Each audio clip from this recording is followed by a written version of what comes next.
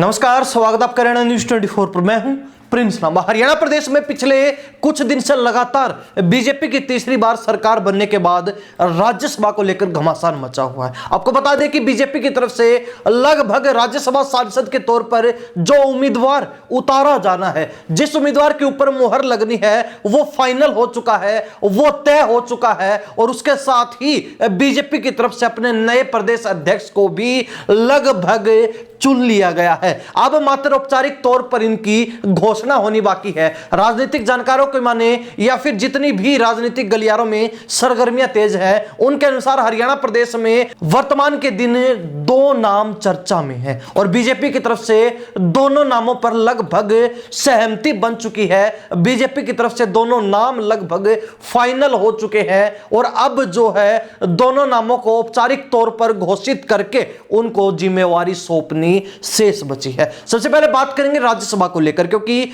BJP के अंदर खाली हुई एक राज्यसभा सीट को लेकर हरियाणा प्रदेश के कई बड़े बड़े नेता आपस में टकराते हुए नजर आ रहे हैं। आपस में नेता उस सीट को लेकर लड़ते हुए दिखाई दे रहे हैं और साथ ही एक राज्यसभा सीट को लेकर भाजपा में घमासान मचा हुआ है। वैसे तो आपको बता दें कि यह सीट कृष्ण लाल पवार के द्वारा खाली की गई, क्योंकि कृष्ण लाल पवार जो इसराना से विधायक बने और विधायक बनने के बाद नायब सैनिक इस सरकार में मंत्री भी बन गए। अब जो है मंत्री बनने के बाद उन्होंने राज्यसभा से इस्तीफा दे दिया, जिसके बाद से लगातार राज्यसभा की सीट खाली है। यानी कि 3 दिसंबर और 10 दिसंबर के बीच इस खाली राज्यसभा सीट को लेकर नामांकन होने हैं और 20 दिसंबर को चुनाव के बाद परिणाम घोषित कर दिया जाएगा, जिसको लेकर बीजेपी की तरफ से अब अपना नाम फाइनल कर दिया गया है। वैसे तो इस सूची के अंदर अनेक बड़े बड़े नेताओं के नाम शामिल थे, जिसमें कई जाट नेता भी गिने जा रहे थे। पहला प्रमुख नाम ओम प्रकाश धनखड़ का लिया जा रहा था, जो बादली से लगातार दूसरा चुनाव हार गए। तो दूसरा नाम कैप्टन अभिमन्यु का, जो नारनौल से लगातार दूसरा चुनाव हारे हैं। दोनों नेता इस दौड़ में शामिल थे। वहीं एक और सबसे प्रमुख नाम, सबसे चर्चित नाम कुलदीप बिश्नोई का भी है, जिनके बेटे भव्य बिश्नोई इस बार विधानसभा चुनाव में अपने गढ़, अपनी जो पैतृक सीट के ऊपर भी 5 दशक के बाद मात खा गए। और उसके बाद अब कुलदीप बिश्नोई अपनी राजनीतिक विरासत को जमाए रखने के लिए, अपनी राजनीतिक धरोहर को संजोए रखने के लिए और अपनी राजनीति को आगे बढ़ाने के लिए राज्यसभा सांसद बनना चाहते थे। पूरा जोर लगा रखा है, लेकिन उसके बाद भी अब राजनीतिक जानकारों का भी यही मानना है कि बीजेपी के अंदर बिश्नोई की दाल नहीं गलने वाली है। अब इसी को लेकर एक और नाम चर्चा में आया कि दलित नेता की जगह दलित नेता को ही राज्यसभा में भेजा जाएगा। तो इसके लिए कृष्ण लाल पवार के द्वारा खाली की गई राज्यसभा सीट पर सुनीता दुग्गल का भी नाम सामने आया। पूर्व में सिरसा से सांसद रह चुकी, इस बार विधानसभा चुनाव में टिकट लेकर जरूर उतरी, लेकिन मुंह की खानी पड़ी, करारी हार का सामना करना पड़ा। जिसके बाद सुनीता दुग्गल को भी एक मौका चाहिए था अपनी राजनीति को आगे बढ़ाने के लिए, लेकिन उनकी चर्चाएं जरूर चली। उनके नाम पर लगभग कांटा लगना फाइनल हो चुका है। अब इस स्थिति में दो प्रमुख नाम शेष बचते हैं और दोनों चेहरे ब्राह्मण चेहरे। पहला चेहरा रामविलास शर्मा का। रामविलास शर्मा वो भी बड़े ब्राह्मण नेता हैं। 2014 के अंदर जब विधानसभा चुनाव हुए तो उनकी अगुवाई में यह चुनाव भाजपा ने लड़ा। वो प्रदेश अध्यक्ष की भूमिका निभा रहे थे और पहली बार बीजेपी ने 2014 के अंदर रामविलास शर्मा की अगुवाई में बहुमत वाली सरकार बनाई थी। उसके बाद 2019 में बीजेपी ने दूसरी बार सरकार बनाई गठबंधन में, और अब 24 के अंदर अब तक का सबसे बड़ा बहुमत का आंकड़ा प्राप्त करके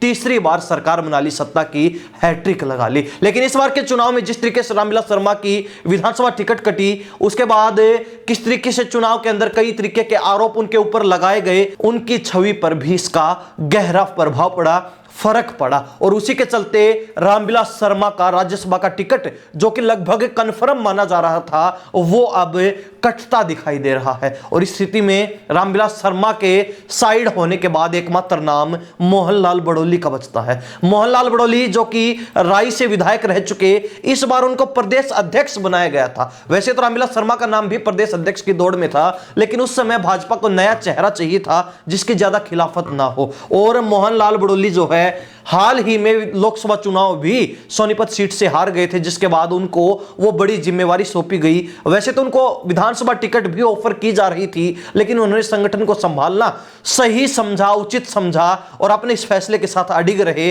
चुनाव नहीं लड़ा, संगठन की जिम्मेवारी संभाली और तीसरी बार सरकार बनाने में सफल रहे। बीजेपी ने सरकार बनते ही मोहनलाल बड़ौली को अपनी जिम्मेदारी निभाने के लिए इनाम देने का मन बनाया और इनाम के तौर पर अब मोहनलाल बड़ौली का नाम राज्यसभा सांसद के तौर पर लगभग फाइनल हो चुका है। 99% मोहनलाल बड़ौली को ही राज्यसभा सांसद उम्मीदवार बनाया जाएगा, लेकिन अब तक इसकी औपचारिक घोषणा नहीं की गई है, वो भी बहुत जल्द हो जाएगी। अब ऐसे में सोचने वाली बात यह है कि अगर मोहनलाल बड़ौली को राज्यसभा सांसद बनाया जाता है तो प्रदेश अध्यक्ष की जिम्मेवारी क्या वो ही संभालेंगे, क्या अच्छे तरीके से संभाल पाएंगे, या फिर भाजपा किसी नए चेहरे को ये बड़ी जिम्मेवारी, प्रदेश की कमान, भाजपा की कमान सौंपने वाली है? कौन जो है प्रधान बनने वाला है, बीजेपी हरियाणा का मुखिया बनने वाला है? तो ऐसे में एक प्रमुख नाम यहां पर चर्चा में है संजय भाटिया का। संजय भाटिया वो नेता हैं जो 2019 के अंदर लोकसभा चुनाव जीते करनाल सीट से,